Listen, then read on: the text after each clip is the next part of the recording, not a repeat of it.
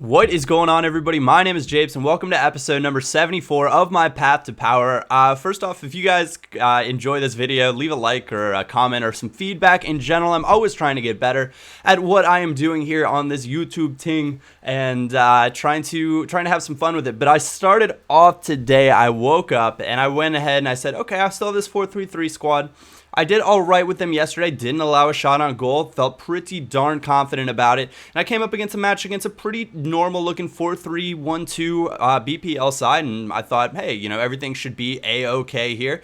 I've been doing, okay, but this was the first match of the day, and I don't know if you guys tune into the live stream, but sometimes I talk about first match woes, and basically what I'm talking about is that you generally don't play as well in your first match of the day because your focus level's not there, and my focus level was not there at all. This was the worst game of FIFA I've ever played in my entire life. The goals I let up were soft. The chances, I just could not create anything. It wasn't because I thought he was an overly stellar player. He wasn't a bad player, but I definitely felt like if I had one of my more comfortable 3-5-2 teams, this wouldn't have really been a match. And he brings it level there, 1-1. And in the 69th minute, lo and behold, a little bit of deflection action. Lloris punches it right away to Kabay, who just finesses it right into the top corner. And that is all she wrote in this match, and I drop what I thought was going to be a pretty darn easy match, especially because I got so many chances in the first half.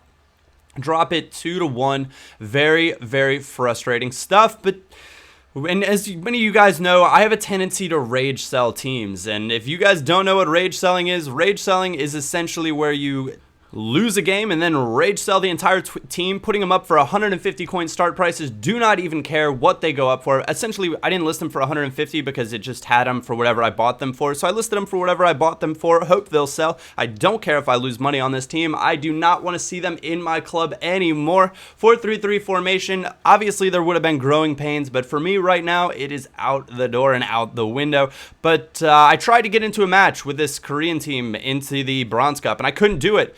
But I realized this is the only team that I had, so I went back and I joined the Gold Cup because I wanted to play another match. I had to redeem myself. And I thought, you know what, my Korean bronzes, they're not so bad. They can win games for me. I can win games with them. And I came up against the match, and then I saw this team. And that is a fairly strong BPL Gold team. And we got things started in the 7th minute on the break. And this is one of the better matches of FIFA that I have played in a long time. So it's the ups and downs of a FIFA 13 career. From one of the worst matches to one of the better matches. My passes were on point. My finishing was clinical. I was a creative player, a creative passer.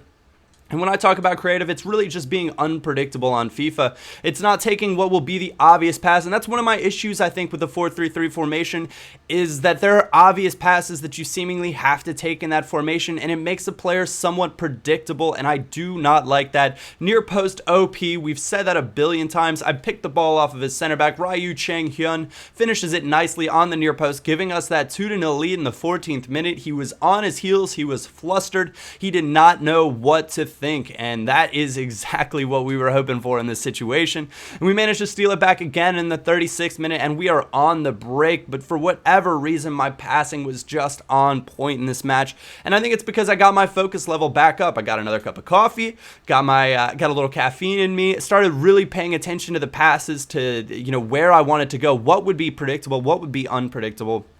And it worked out for me. Kang-soo Il, 4-star skilled bronze player. Most people don't expect that, especially a Korean bronze, because it's never been that way in past Ultimate teams. Skips on inside. What a lovely little finish at the near post. And that is 3-0, 61st minute now. We are on the move yet again. And I did have more chances in this match that I was unlucky not to go in. But this passing sequence, just a 3-5-2 overload on the switch of the field. And Kim Young-wook bashes it in at the near post. One-time finish. Absolutely loved that, and that is how I believe we are going to end in this match. So 4-0, a very, very convincing performance, showing why we've kept the Korean bronzes in our club, even through all the ups and downs of some of the gold teams in the past.